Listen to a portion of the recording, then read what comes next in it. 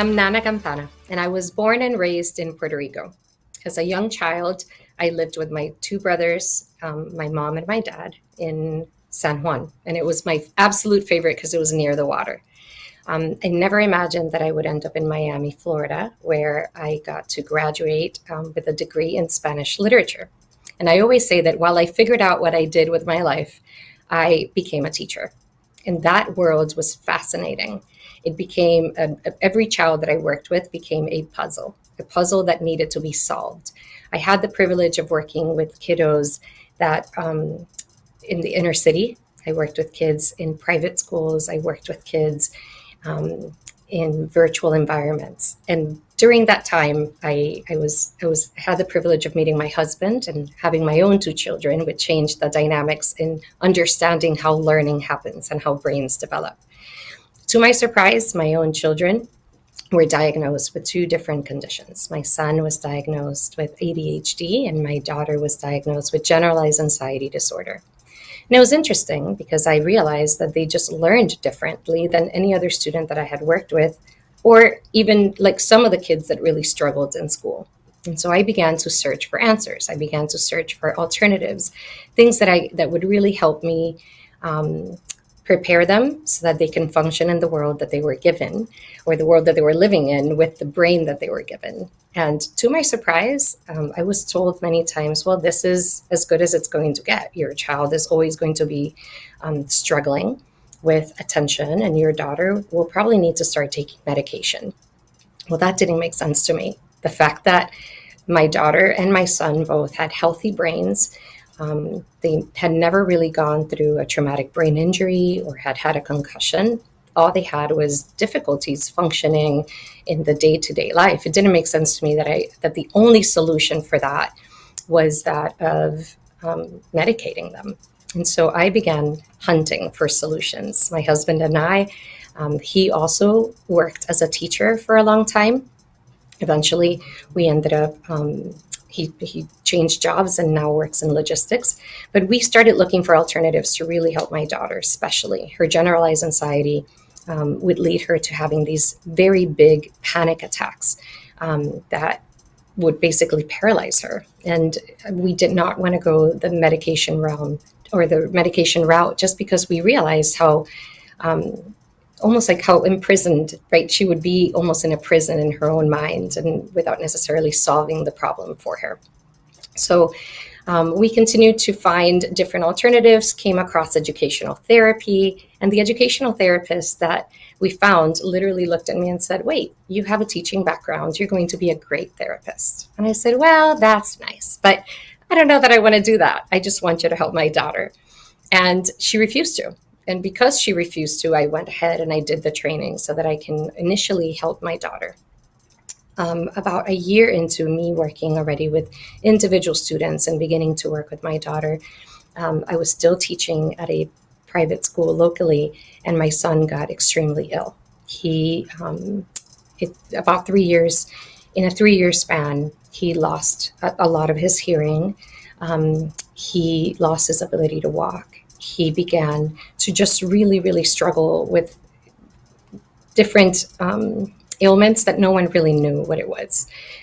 We spent in and out of the hospitals 3 years. And during that time, that's when the dream of the paper treehouse came to be. My husband and I still needed a financial assistance, right? I needed to continue to work, but it was not realistic for me to go in and out of hospitals with my son and also continue to teach. So that's when I opened the Paper Treehouse. It was this way of being able to help my husband while still have the flexibility of supporting my son in the hospital and continuing to support my daughter with the anxieties that she was struggling with. During that time of him being in and out of the hospital, that also was a very frustrating time because 18 doctors later, hospitalization after hospitalization, surgery after surgery, there were no answers. He would have spontaneous bleeding. Like I said, he was losing his hearing actively. They multiple times thought he had 3 different cancers. He didn't have them. His organs were growing. And there was really no doctor that could figure out what was wrong. it got to the point where the local hospital told us that we needed to be transferred to Boston Children's Hospital, but our insurance didn't cover. So we ended up having to sign a life release form so that my child would be able to come home with me, but we still had no solutions.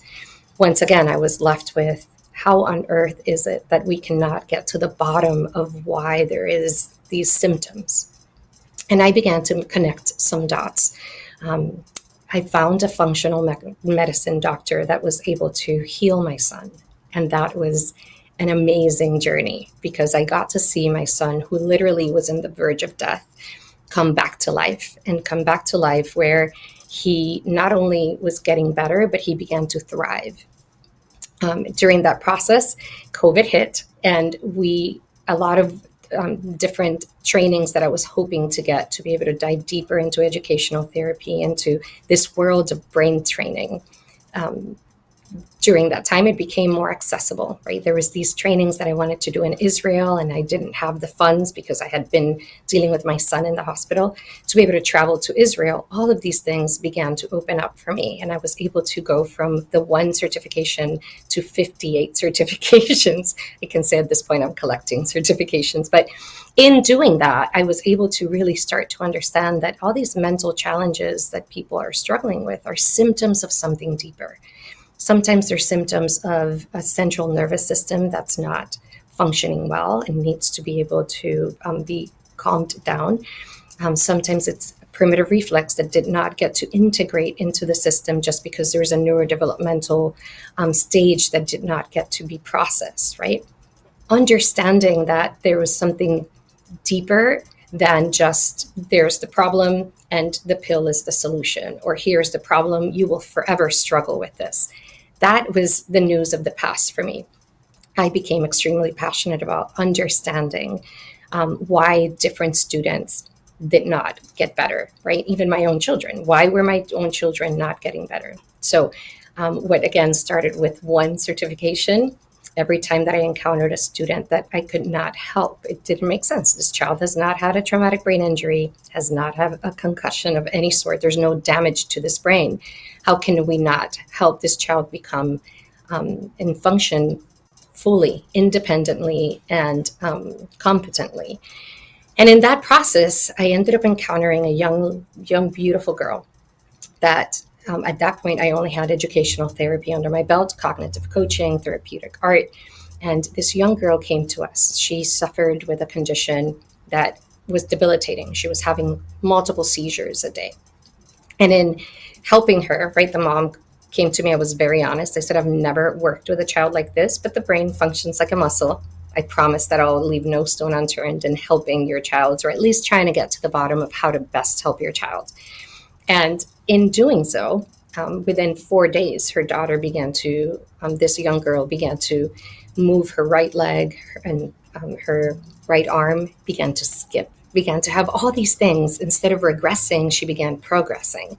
And that was like a light bulb moment for me, because I was like, how on earth did this happen, right? I have no neurological background other than this educational therapy and cognitive therapy. So I began studying functional neurology, and it was truly the missing piece, because I understood for the first time that the brain develops from the bottom up and from the middle out, and that it has to develop in that manner. And that the gray matter in the brain develops through movement. And that's a really big deal to understand, especially when you come from this perspective of education and how do you help a child learn and learn better. Understanding how the brain develops is extremely important. And so we began using functional neurology in the therapies that we started with the students that were here in the Paper Tree House. And what used to take us 3 months, 6 months, sometimes 2-3 years, all of a sudden started taking a couple of weeks. And then we introduced hyperbaric oxygen therapy, and we introduced red light therapy and infrared therapy, and tons of movement into the different modalities that we were using. And again, miracles began to happen. We had students that doctors had told them they would never speak and they would never walk. And within 8-10 days, they were beginning to form sentences. There were students that were not looking at their parents in their eyes and being able to engage with them in a social way, began to engage in a social way. Kids that couldn't walk and now began to walk. And so all of a sudden it became almost like an addiction to be able to, what feels like we're returning the dignity back to humans, right? Being able to identify, where is the glitch? At what point in development was there something that is missing? And how do we strengthen that part of the brain? The same way that you go to the gym whenever you're having, wanting to strengthen your triceps or you want to strengthen your biceps, right? Even the concept of physical therapy.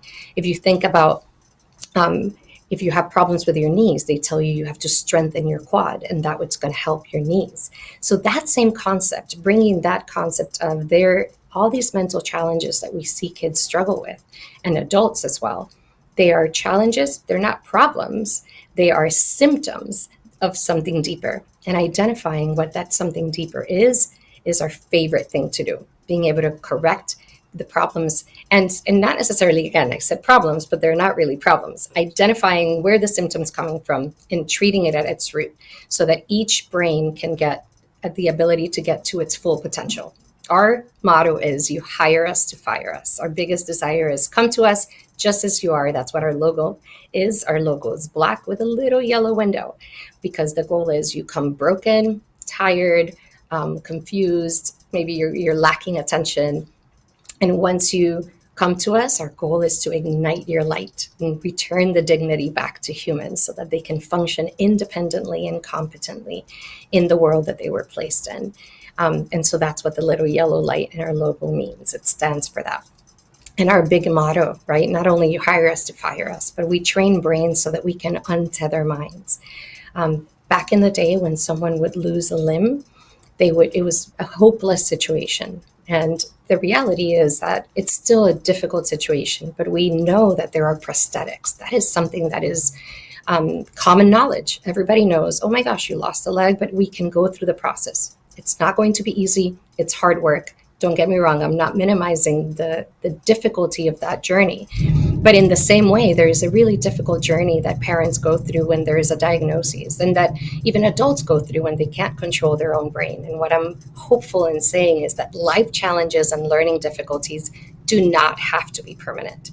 At the Paper Tree House, we believe that there are all these problems that people are labeling and that are saying that you're the problem and the only solution is either hopelessness, this is what you have to deal with for the rest of your life, or this is the only medication you can take.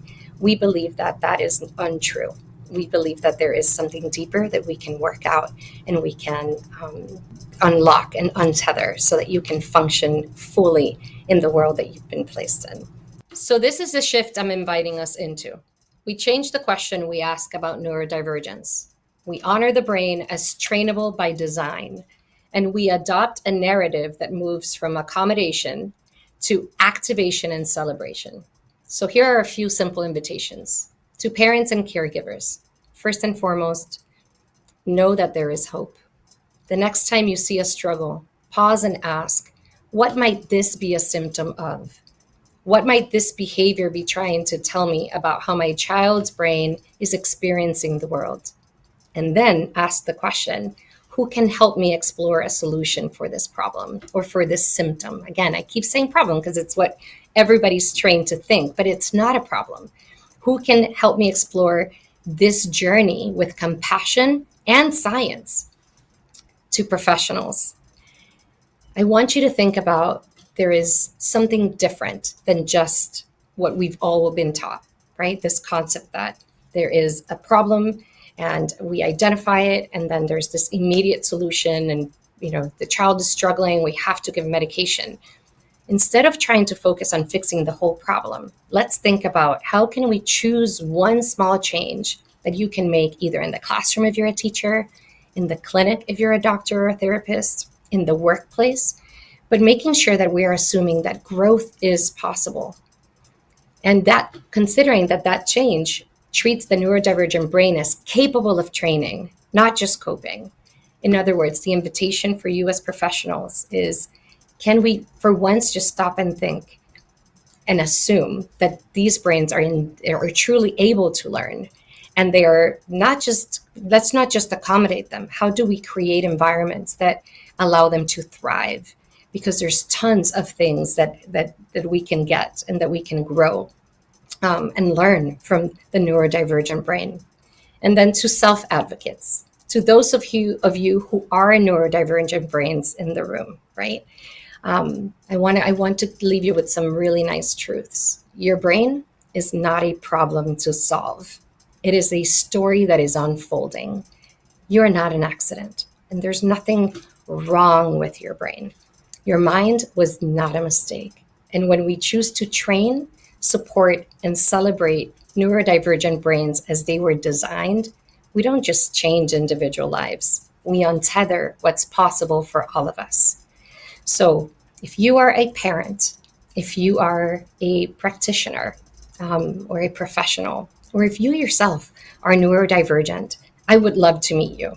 I would love to get a chance to have a conversation, get to learn about your story, and see if the Paper Tree House is one of those places that can help you become the person that you desire to be. If we can untether your mind while we train your brain, so that your life challenges and your life difficulties don't have to be permanent.